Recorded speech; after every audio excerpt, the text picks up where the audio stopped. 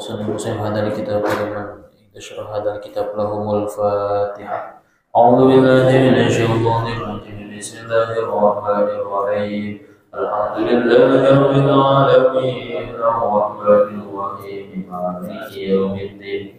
إياك نعبد وإياك نستعين. اهدنا الصراط المستقيم صراط الذين أنعمت عليهم غير المغضوب عليهم ولا الضالين. آمين. بسم الله الرحمن الرحيم. الحمد لله نحمده ونصلي ونسلم على رسول الله وعلى آله وصحبه ومن تبعهم بإحسان إلى يوم القيامة. أما بعد. Hadirin mulia yang dirahmati Allah Ta'ala. Darah Pak, darah itu. Alhamdulillah wa syukurillah, Allah Ta'ala memberikan kita lagi dan lagi kesempatan ya. Ini sudah masuk tahun baru 1446 di bulan Muharram. Maka kita harus syukur kehadirat Allah Ta'ala. Allah Ta'ala berikan lagi dan lagi kesempatan kepada kita agar kita makin hari makin islah, makin hari makin memperbaiki diri, makin hari menjadi hamba yang berusaha takwa, makin hari makin menjadi hamba yang dekat dengan Allah Subhanahu wa Ta'ala. Amin ya rabbal alamin. Baik, kita lanjut kajiannya ya Pak ya. Ini sekarang berarti fikih ubudiyah. Kemarin terakhir kan fikih munakahat, sekarang masuk lagi muter lagi ke fikih ubudiyah. Fikih ubudiyah masih awal-awal Pak ya. Emang masih awal Pak ya. Sekarang masih membahas masalah air kembali. Kemarin kita sedang membahas masalah pembagian air. Kita ulas sedikit. Yang kemarin adalah pembahasan dia suci tapi tidak mensucikan. Zatiyahnya dia suci tapi tidak bisa dipakai untuk bersuci. Yang pertama adalah namanya air mustamal ya. Syarat air itu bisa jadi mustamal itu ada 4 Pak. Jadi air bisa menjadi mustamal, dia suci tapi tidak bisa mensucikan, itu ada 4 syaratnya. Yang pertama, airnya kurang dari 2 kulah. Jadi 2 kulah itu kurang lebih 270 liter air Pak ya, 270 liter air itu 2 kulah, takaran 2 kulah. Nah yang pertama syaratnya adalah airnya kurang dari 2 kulah. Yang kedua, digunakan untuk hal yang harus digunakan. Airnya digunakan untuk yang fardu-fardu seperti fardu toharoh, menghilangkan hadas atau menghilangkan najis. Jadi yang menyebabkan air ini mustamal ketika airnya digunakan untuk satu fardu toharoh. Anggota wajib contohnya wudu ya. Wudu ini, anggota wudu tidak semuanya fardu wudu ya. Karena tidak semua fardu wudu, ada juga sebagian yang sunnah.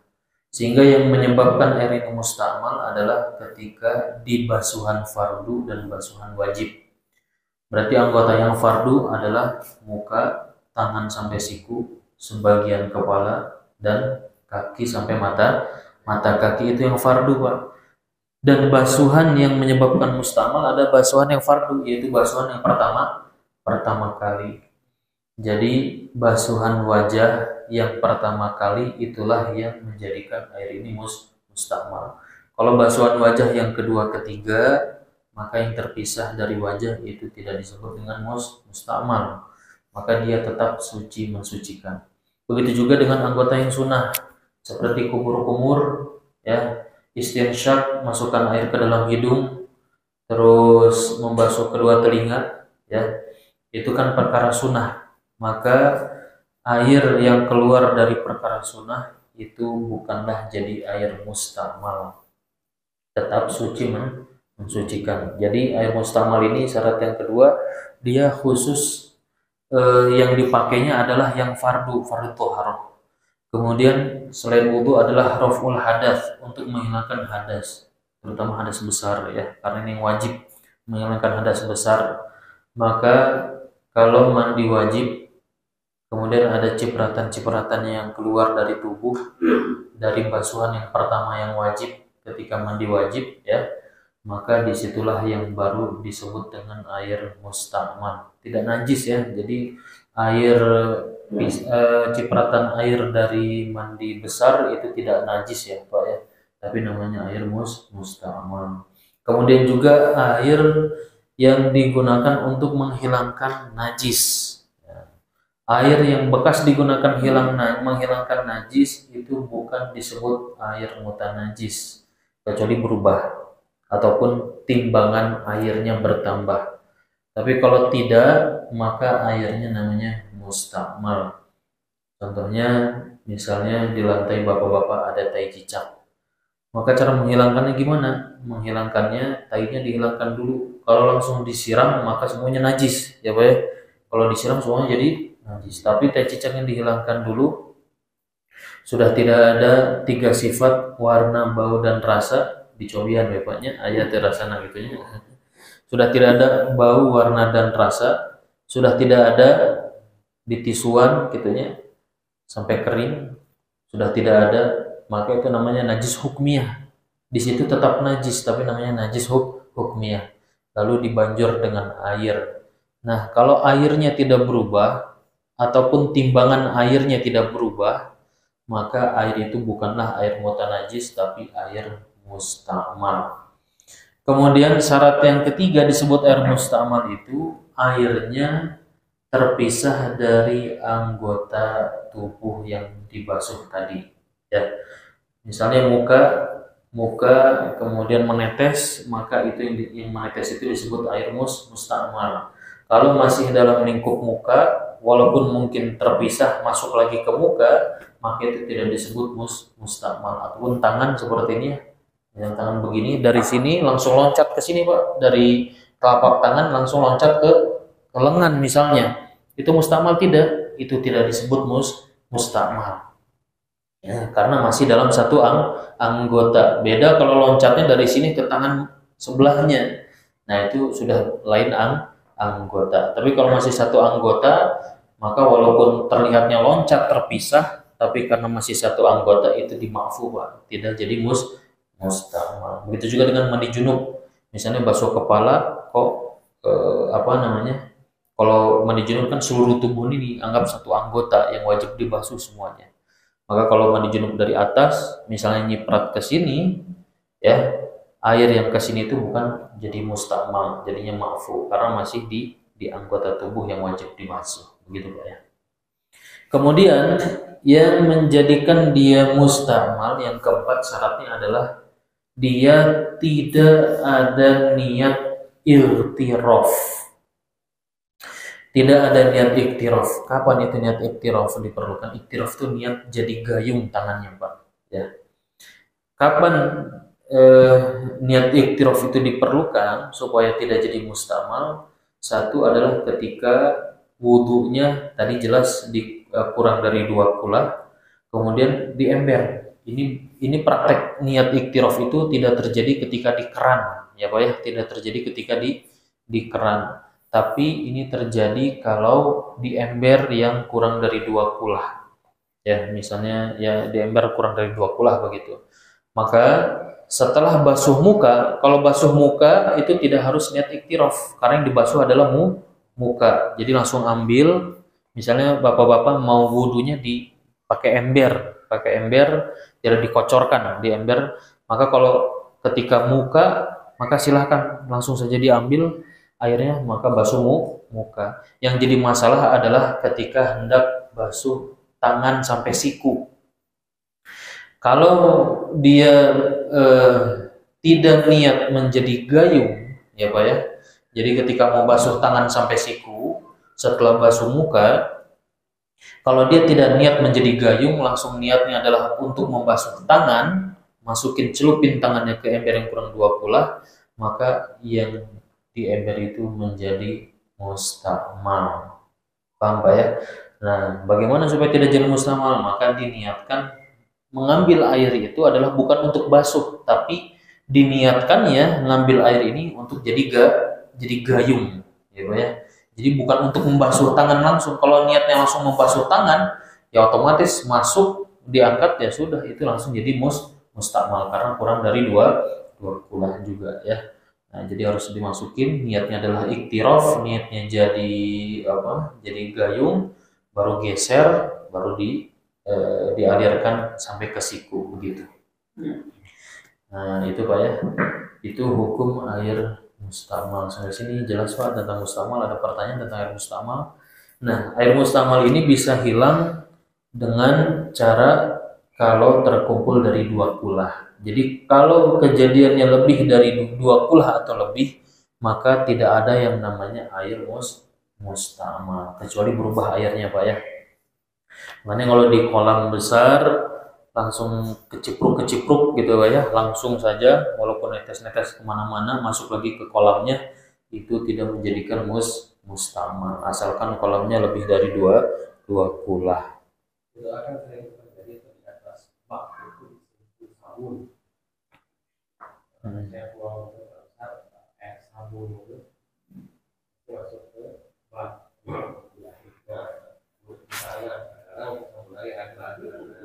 Nah, identitas air itu bagaimana? Kalau perubahannya sedikit, maka itu tidak masalah. Karena sabun ini kan namanya mukhalithah.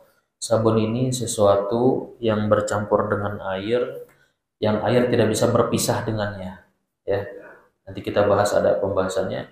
Tapi kalau terjadi demikian, asalkan perubahannya tidak signifikan, sedikit, ya, sedikit itu ya mungkin bisa dilihat tidak berubah begitu.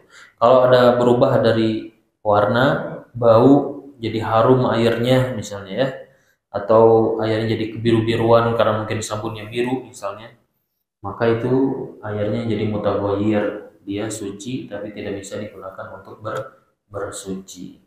Ada jangka waktunya kan, selama ini kan bak bekas yang sama. Nah, kita kan nggak tahu nih, kita pakai lagi nih, mau orang bekas orang lain yang kurang dari 2 bulan. Bak-bak di rumahan itu katakan kecil-kecil loh. Jadi setelah 2 jam 3 jam atau berapa waktu nggak jadi air. Kalau menemukan air ragu-ragu ini mustamal atau tidak, maka airnya suci. Karena asal daripada air adalah toharah, al-aslu al-adam. Jadi ada fikihnya gitu Pak. Jadi kalau ragu-ragu ini airnya mustamal atau tidak, ya maka itu airnya tetap suci. Suci dan mensucikan maksudnya. Suci dan mensucikan gitu. Ya. Kecuali memang ketahuan kayaknya orangnya yang keluar dari sana wudunya berantakan misalnya ya, kecuali kalau tahu orangnya nggak ngerti fikih misalnya ya, maka itu jangan dipakai, berarti air mustamal. Kita lanjut Pak ya, pembagian air berikutnya adalah wal mutaghayyir ya. Nah, mutaghayyir ini adalah air yang berubah dengan sebab tercampur dengan hal yang suci, yang mana perubahan tersebut menyebabkan kemutlakan nama air itu hilang ya. Nah, jadi kalau dia tercampur dengan sesuatu yang menyebabkan nama air itu hilang, kemutlakan nama air itu hilang, maka namanya mutaghayyir ya. Hukumnya bagaimana? Hukumnya sebagaimana mustakmal. Dia suci, zatiahnya suci, tapi tidak boleh digunakan untuk bersuci. Ya. Fa idza ikhtala syartun minha jazat taharabiha. Nah, ini tidak boleh bersuci dengan itu dengan beberapa syarat, tapi kalau salah satu dari syarat ini tidak ada, maka boleh bersuci dengannya. Yang pertama adalah berubah dengan sebab perkara yang suci. Kalau dengan sebab yang najis, maka bukan mutaghayyir lagi, namanya air mutanajis, jadi najis ya. Yang kedua, ini suci tapi tidak bisa dibuat bersuci adalah kalau perubahannya itu dengan sesuatu yang mukhalid, yang air itu tidak mungkin dipisahkan dari perkara tersebut, seperti kopi misalnya ya, kopi, teh, gula misalnya ya, itu kan kalau diaduk nggak mungkin bisa dipisahkan. Berbeda kalau campurannya itu bisa dipisahkan ya. Ada yang namanya mujawir, seperti kayu od, kayu ya, ada kayu od itu menyebabkan airnya wangi. Tapi karena bisa dipisahkan dengan air, maka itu tidak jadi mutaghoyir hitungannya. Mutaghoyir tapi bisa tetap untuk digunakan bersuci. Ataupun airnya campur dengan minyak, ya. Karena air dengan minyak nggak mungkin bersatu, ya Pak ya. Jadi walaupun kelihatannya berubah karena banyak minyak, itu tetap tidak bersatu.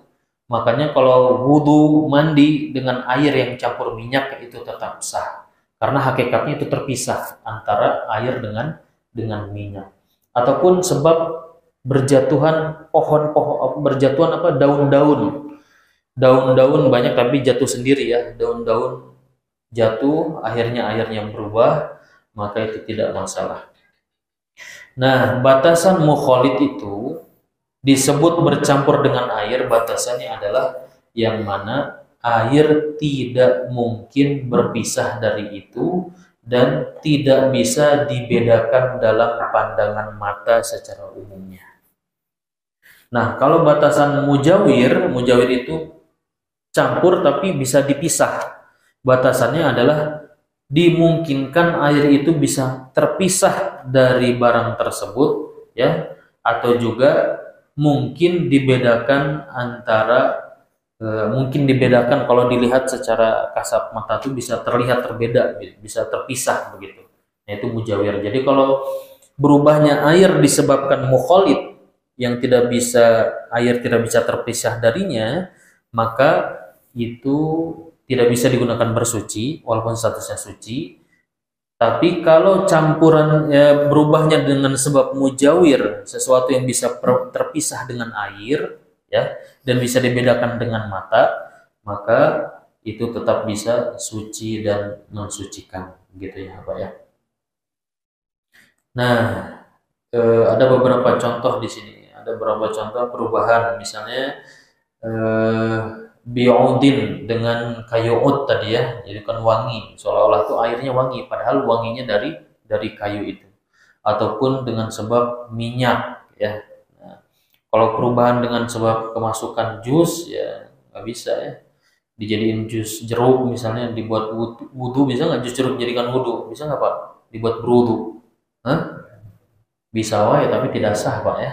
Yang dipakai wudhunya soalnya jus jeruk pakai wudhu yang mangga mah gitu ya.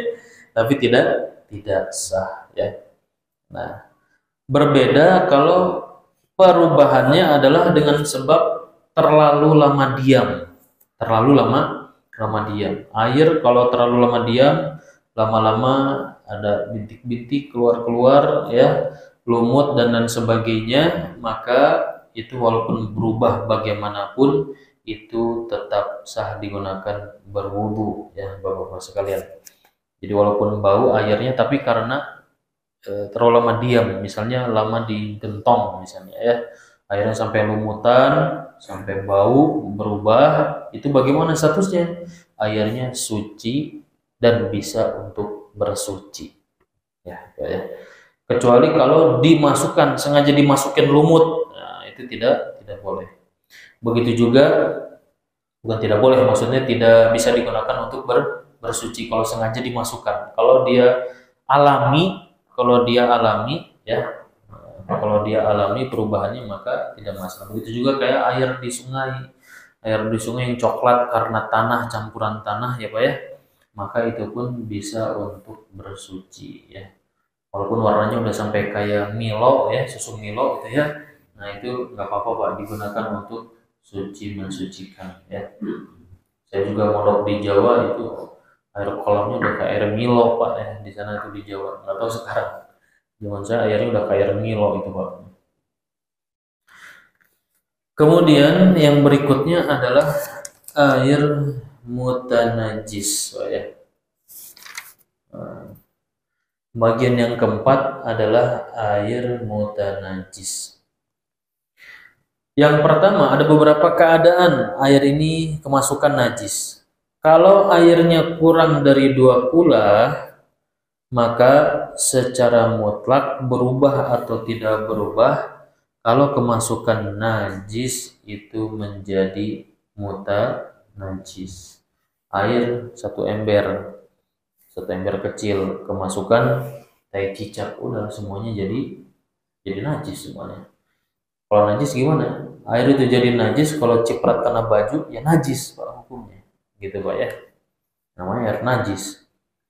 Tapi kalau airnya lebih dari 2 kula, maka itu tidaklah menjadi najis kecuali berubah salah satu sifatnya. Baunya, warnanya, atau rasanya. Ya, 1 kolam kemasukan bangkai tikus misalnya. Kalau dia ada di atas 2 kula, selagi airnya tidak berubah, maka tidak najis. Kalau berubah, ternyata tercium airnya jadi bau bangkai misalnya ya, maka itu menjadi najis ya.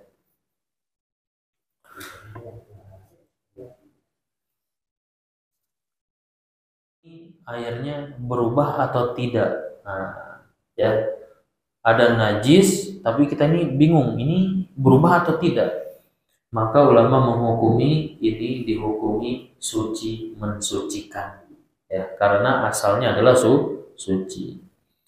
Nah, kalau airnya banyak, kemudian berubah, lalu kita ragu ini perubahannya dengan sebab perkara yang suci atau perkara yang najis, maka bagaimana hukumnya? Sama, hukumnya tetap suci mensucikan. Jadi kalau kita lihat ada air misalnya, ini kok warnanya kuning, ya ini warnanya kuning, kira-kira ini najis atau bukan? Begitu.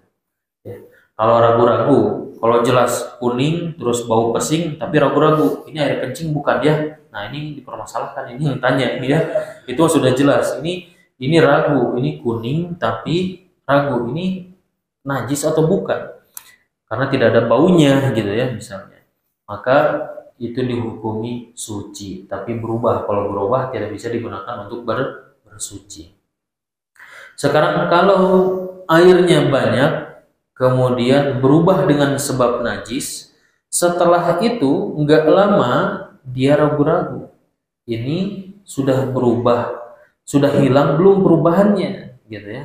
Dilihat ini awalnya berubah karena najis misalnya, bau misalnya. Kemudian nggak lama dia datang lagi ragu, itu masih ada baunya atau tidak misalnya gitu ya, atau warnanya sudah hilang atau belum gitu. Maka bagaimana hukumnya?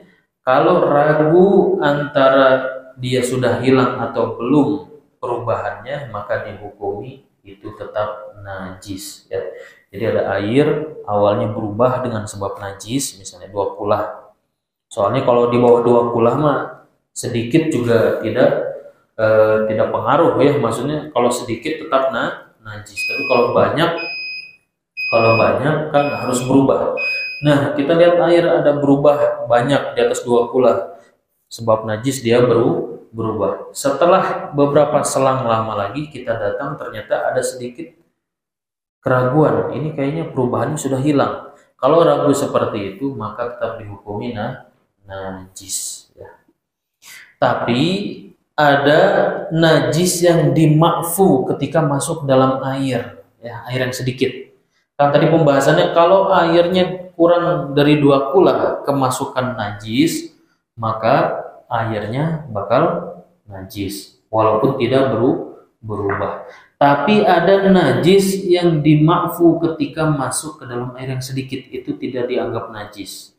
Satu adalah najis yang tidak terlihat oleh mata normal, bukan mata buram ya. Mata normal nih, nggak kelihatan. Ya. Kalau mata buram mah kabeh nggak kelihatan ya, najis gede naon gitu ya. Jadi najisnya tidak terlihat. Kok bisa ada najis yang tidak terlihat? Ya bisa saja. Misalnya lalat, ya, habis dari toilet, ya kan? Dia mau cuci tangan, masuk ke ember. Nah, ya kan? Kan nggak kelihatan itu ya. Kalau dia bawa najis, nah, itu maka itu dimafu. Walaupun mungkin kalau di mikroskop gitunya kelihatan gitu, ya. Yang kedua yang dimafu adalah bangkai yang kalau dibelah bagian tubuhnya maka tidak mengalir darah. Contohnya lalat, cicak, ya, kecoa, serangga-serangga lah ya. Serangga-serangga yang kalau dibelek itu tidak keluar darahnya, kalau nyamuk pas dibelek ada darahnya berarti ya jadi najis, ya. Tapi kalau hewan-hewan yang ketika dibelek tubuhnya tidak mengeluarkan darah masuk ke air yang kurang dari 2 kulah, walaupun dia bangkai maka itu tidak menyebabkan menyebabkan dia mutanajis, tapi dengan dua syarat. Satu, masuknya najis tersebut adalah karena kelakuannya sendiri, lalatnya karena masuk sendiri, cicaknya karena jatuh, gitu ya. Yang kedua adalah tidak berubah dengan sebab jatuhnya hewan tadi, ya. Kalau sengaja lalatnya dimasukin, nah itu ya jadinya mutanajis gitu ya. Nah, ada beberapa cara mensucikan air yang najis, ya. Ada 3 cara. Yang pertama adalah kalau hilang berubahnya dengan sendirinya. Jadi itu ketika 2 kulah ya, 2 kulah lebih, kemudian kemasukan najis, kemasukan bangkai, misalnya ternyata airnya berubah jadi bau. Maka itu bisa suci kembali kalau betul-betul perubahan itu hilang. Betul-betul baunya sudah tidak ada, maka sudah menjadi suci kembali, ya. Kemudian yang kedua yaitu dengan cara ditambahi airnya sampai 2 kulah atau lebih, ya. Dipenuhin sampai 2 kulah atau lebih, ya. Tadinya airnya kurang dari 2 kulah karena kemasukan najis jadi mutanajis, walaupun tidak berubah, maka caranya adalah yang kedua, ditambahin saja airnya, dimasukin ke bak yang ukurannya 300-an liter baknya, ya. Nah, itu dipenuhin, maka air yang tadinya mutanajis jadi tidak najis, ya. Ada kalanya juga dengan cara apa? Dengan cara dikurangin airnya, dengan syarat ketika dikurangin sisanya tidak kurang dari 2 kulah, ya. Jadi airnya banyak, lebih dari 2 kulah, berubah bau, ya, di bagian-bagian tertentu, maka dikurangin saja. Dikurangin sampai sudah tidak ada perubahan, asalkan sisanya masih lebih dari 2 kulah, berarti dia sudah jadi suci, mensucikan, ya. Nah, ini ada beberapa masalah lagi dalam air. Ada pembahasan mandi wajib, wudu wajib, tapi airnya tidak jadi mustakmal. Ketika kapan? Kok bisa begitu? Sedangkan tadi kita sudah bahas bahwa air mustakmal ini digunakan terjadi ketika setelah digunakan hal-hal yang fardu, ya. Mandi wajib, wudu juga anggota yang wajib, ya. Maka itu menjadi air mustakmal. Tapi ada satu momen mandi wajib, wudu wajib, airnya tidak jadi apa? Tidak jadi mustakmal. Kapan? Yaitu ketika bernazar mandi Jumat. Kalau nazar kan jadi apa? Jadi wajib, ya. Mandi Jumat itu jadi wajib, tapi airnya tetap tidak mustakmal. Kenapa? Karena mandi Jumat itu tidak menghilangkan hadas, ya. Ataupun tajdidil wudu, ya. Nazar dia memperbaiki wudu. Saya kalau belum batal wudunya, saya nazar nanti sholat zuhur saya mau wudu lagi, maka tajdidil wudu, ya. memperbaiki wudhu. Sedangkan hukum memperbaiki wudhu hukumnya adalah sunnah. Tapi karena dia nazar, maka menjadi wudhunya wudhu wajib. Tapi karena itu bukanlah untuk menghilangkan hadas, maka tetap itu tidak menjadikan airnya mustamal. Ya. Kemudian juga ada pembahasan air mutanajis dalam wadah yang berbeda-beda, kalau dikumpulkan jadi satu, bagaimana hukumnya? Banyak ember mutanajis semuanya, bukan najis ya. Kalau najis mah, kalau air najis, air kencing mau dikumpulin berapa banyak juga tetap air kencing, Pak ya. Ini airnya terkena najis, nah, kayak tadi airnya kurang dari 2 kula. Kemudian banyak dikumpulin jadi satu, bagaimana hukumnya? Kalau dia sampai 2 kula tidak ada perubahan, maka itu menjadi suci mensucikan. Walaupun dipisah-pisah lagi, Pak ya. Tadinya embernya najis banyak nih, mutanajis, dijadiin satu, jadiin 2 kula, itu kan udah suci mensucikan. Dipisah lagi ke ember-ember, itu tetap jadi suci mensucikan. Nah, ada lagi gambaran air yang sampai 100 kulah bahkan ya, sampai 100 kulah lebih tapi najis padahal tidak berubah. Nah, ya. Ada air sampai 100 kulah lebih tapi dia dihitungnya adalah mutanajis padahal tidak berubah. Bagaimana gambarannya? Gambarannya adalah itu di saluran air ya Pak ya. Saluran air yang kecil, Pak, saluran air yang kecil, kalau ada najis yang terhenti, misalnya ada sungai tapi jarak sungai satu sisi sama sisi yang lain itu kecil Pak ya, jarak sungainya, yang kalau kita petakan itu kurang dari 2 kula. Itu kalau ada najis yang berhenti di tengah, walaupun alirannya panjang sampai 100 kulah lebih, maka aliran air yang setelah najis itu menjadi najis semua, kecuali ditampung sampai 2 kulah lebih, asal tidak berubah maka tidak menjadi najis. Makanya kalau air PDAM gitu memang bagusnya kita tampung dulu di toren, jangan langsung kita alirkan ke ke keran gitu, karena nggak tahu apakah ada najis atau tidak di sananya kan. Jalurnya kecil ya Pak ya, jalurnya kecil, ditakutkan ternyata ada najis nempel di tengah-tengah, ya berarti najis semua begitu ya. Nah, berbeda kalau najisnya ikut bergerak. Beda kalau najisnya ikut bergerak. Kalau najisnya ikut bergerak, tidak diam di satu tempat, misalnya sungai, tapi sungainya kecil jaraknya Pak ya, jarak satu sisi ke kayak selokan gitu ya, selokan lancar.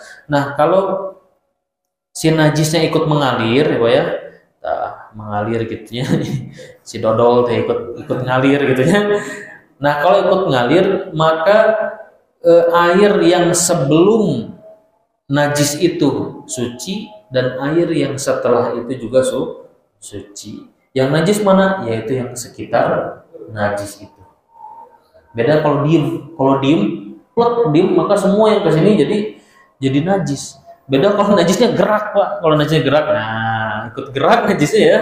Maka yang dihitung tidak suci itu ya yang sekitar itu saja gitu ya. Karena kalau yang belakang karena sudah terdorong dengan arus yang belakang, sudah bersih jadinya. Kalau yang sebelah sana ya belum kena najis. Nah, jadi sana yang setelahnya juga tetap suci, yang sebelumnya juga tetap suci. Nah, sekarang ada namanya taghayyur takdiri terakhir Pak ya. Taghayyur takdiri, dia berubah tapi secara kira-kira disebabkan hal yang mencampuri air itu sama sifatnya dengan air ya. Nah, jadi terkadang ada najis yang sifatnya sama dengan sifat air. Contohnya air kencing yang terputus, yang sudah tidak ada baunya. Kan air kencing tidak mesti kuning, ada juga yang putih ya. Ada yang putih. Nah, ketika air kencing itu putih, kemudian tidak ada baunya, kecampuran dengan air biasa, terus bagaimana hukumnya? Bagaimana hukumnya seperti itu? Maka kalau itu dikira-kirakan, ya, dikira-kirakan dengan sifat sesuatu yang berbeda dengan air mutlak tapi dengan sifat yang kuat. Contohnya adalah misalnya tinta. Kira-kira misalnya nih air kencing itu masuknya 3 tetes misalnya. Nah, kira-kira dengan 3 tetes tinta kalau kemasukan ke dalam air itu berubah atau tidak, ya. Kalau di bawah 20 mah nggak usah bahas karena itu pasti jadi mutanajis. Ini pembicaraan di atas 20 gitu ya.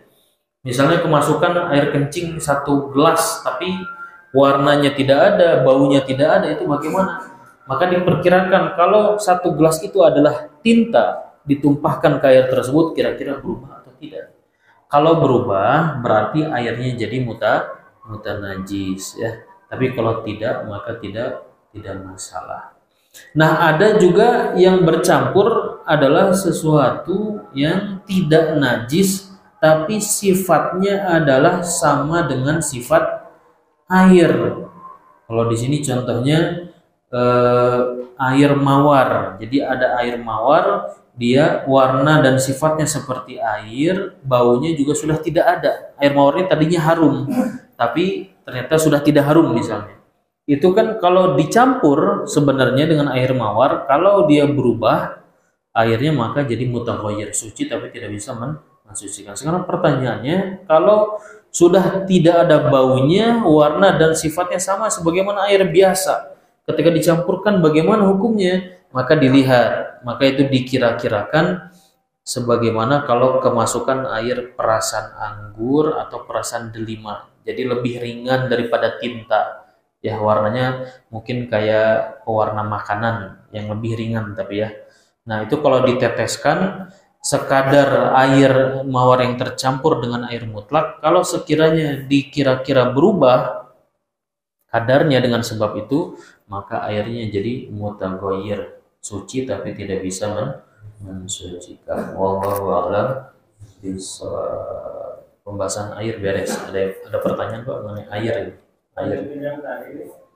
Kan kita bicara yang di perumahan itu sini kan apa tuh? Baknya. Nah, itu yang makanan. Kalau diuburkan lagi, itu bisa jadi. Enggak, tidak bisa. Ember mau diluber-luber tetap mutanajis, ya. Bak diluber-luber kalau asalnya mutanajis tetap mutanajis. Sama mustamal diluber-luber tetap mutanajis karena yang dilihat adalah haril wadahnya, tempat yang menampungnya, gitu ya. Terus gimana sucikannya? Dikosongkan dulu, dikosongkan, mau nggak mau harus dibuang, disiram sampai mengalir. Kan di lubang apa namanya, lubang pembuangan kan di bawah ya biasanya dipakai ya. Nah, itu disiram, udah baru tutup, isi lagi begitu. Kalau jadi mutanajis. Sama kalau ember gimana? Ember ya sama, dibuang airnya, embernya dibalik, diginiin Pak. Jadi embernya dibalik, ya embernya dibalik, disiram begini Pak, disiramnya. Kalau begini sama aja Pak, ya. Ini udah dibuang airnya, dibanjur begini, ini dibuang masih ada nyampur. Kalau begini buangnya, nah dikasih selang, digini-gini, baru itu bersih Pak, suci mensucikan. Sekalipun darurat. Ya. Harus tayamum. Kalau apa? Ada airnya sedikit di yang kurang dari ukuran 20 mati lampu. Kita mau wudu, Yeah. kita tayamum atau pakai air tetangga kalau masih ada Pak. Kalau ini masih bisa. Kalau ternyata tadi tetangga juga nggak ada, baru boleh tayamum Pak ya. Yeah. Jadi itu nggak bisa dipakai. Nggak bisa dipakai. Wayahnya itu nggak bisa dipakai ya. Wayahnya nggak bisa dipakai sekalipun darurat gitu ya. Makanya kata ulama, kalau ada 2 ember, nggak cuma 2 ember nih, misalnya 2 ember begini Pak ya, 2 ember. Ini yakin di antara kedua ini ada yang najis. Terus gimana? Tapi nggak tahu mana yang najis. Maka ulama sampaikan buang dua-duanya, kamu tayamum gitu. Buang dua-duanya, kamu tayamum gitu. Kecuali kalau dicampurin bisa jadi dua kulah, Pak ya. Kalau ragu-ragu ini najis, antara ini mana yang najis mana yang enggak gitu ya. Ya udah ragu-ragu, buang dua-duanya Pak, jatuhin dua-duanya gitu. Jatuhin dua-duanya sehingga kamu tayamum. Ya. Jadi nggak ada istilahnya karena darurat terus boleh pakai air mustamal atau air mutanajis begitu. Allah bisa. Itu yang wudu itu yang Bolu, wudu wudu kan kita nggak batal.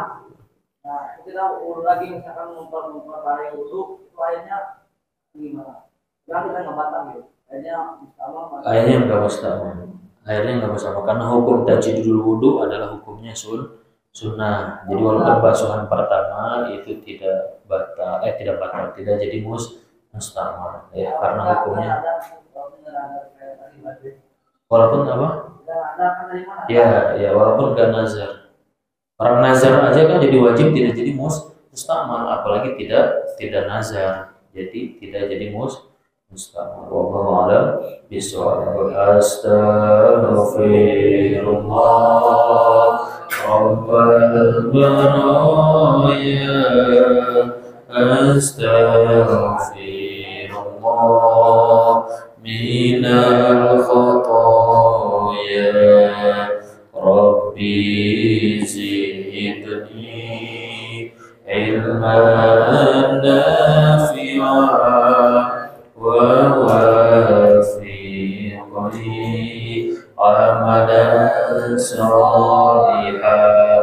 Subhanakallah wa bihamdika asyhadu an la ilaha illa anta astaghfiruka wa atubu ilaik. Wabillahi taufiq wal hidayah. Wassalamualaikum warahmatullahi wabarakatuh.